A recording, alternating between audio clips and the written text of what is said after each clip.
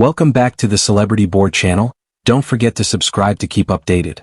Okay guys, Diddy has taken a major L when it comes to Judge Arun, who basically denied the latest bail. Another L guys, and this is a major blow to him.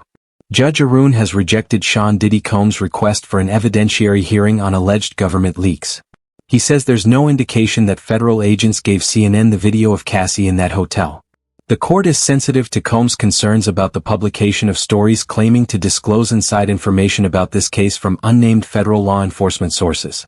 The court has already taken steps in this regard, and it is open to tailored applications for relief. As this case continues, the court once again reminds the government, its agents, that if specific info comes to light showing prohibited information, action will be taken.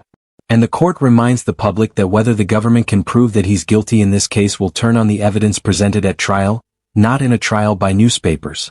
Cases are too often tried in newspapers before they are tried in court, and the cast of characters in the newspaper trial too often differ greatly from the real persons who appear at the trial in court and who may have, been suffered, he continues. As to the Intercontinental Hotel video, Combs has not carried his burden enough to show that the government leaked it to CNN. Diddy argues that the most likely source of the leak is the government, but he doesn't point to any sound basis for this conclusion. Of course he and his lawyers don't. Diddy lists reasons for accusers for accusing the government, none of which is convincing. First, he argues that federal agents had already engaged in a month-long campaign of leaking information to the press by May when the CNN video was leaked, and so they had a demonstrated propensity to make such leaks. Second, he says that victim Cassie is not a likely source of the leak because there's no evidence she had access to the tape and she had no motive to approach law enforcement. After receiving a substantial settlement from Diddy in another case. Third, Diddy surmises that an unrelated third party is not a likely source because such an individual would have sold the video instead of giving it to CNN Combs. The leak showed a motive other than financial profits. Sorry to damage P. Diddy's reputation without remuneration. And finally, Diddy suggested the timing of the leak points to a government source because federal agents would have known that May was a perfect time due to the break in the Trump trial for Barron's Trump High School graduation. Oh Lord. In response, the government insists that they were not in possession of the video when it was aired on CNN and that the video wasn't procured through the grand jury process. DHS agents are also unable to issue grand jury subpoenas on their own. The government says that it obtained a copy of the video at the same time as everyone else when CNN released it.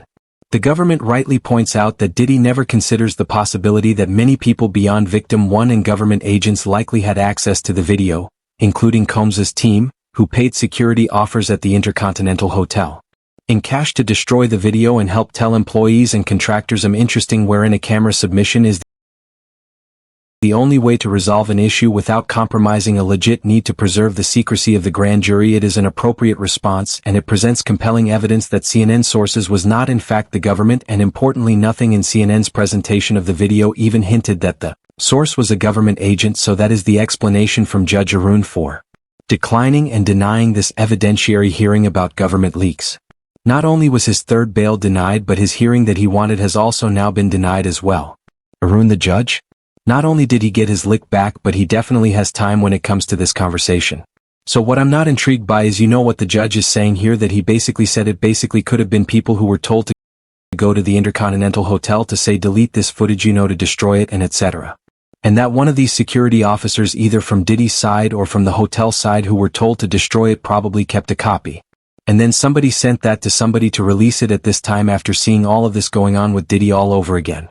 And that it could be something of this stature, and all of the four reasons that P. Diddy gave simply was just not adding up in any way, shape or form.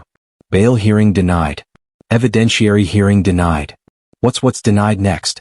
Because it's not really looking good. It's a slippery slope for him. But if somebody on his own team, he was an ex-security officer at the time, went down there to try and sort this out and get this destroyed because P. Diddy himself was not doing that. He has his goons to do it. What if they had the video? What if they released it against his will? What if it was somebody that used to work for him? What if it was somebody who used to work at the hotel or a security officer at the hotel who kept a copy of this for whatever reason? Because that in itself is plausible, easy to do, public A-listers, and you want to have a copy just in case, and that's basically what it is. But this notion of governmental leaks can now stop, because I'm sick and tired of that stuff that was being thrown around in the courts during P. Diddy's trial stuff, because that simply ain't the case, child. Wrap that up. Now Sean Diddy Combs is also due in court tomorrow. Lord have mercy. Well, it's Tuesday here, so hours from here. It's probably Monday where I'm filming this for you guys.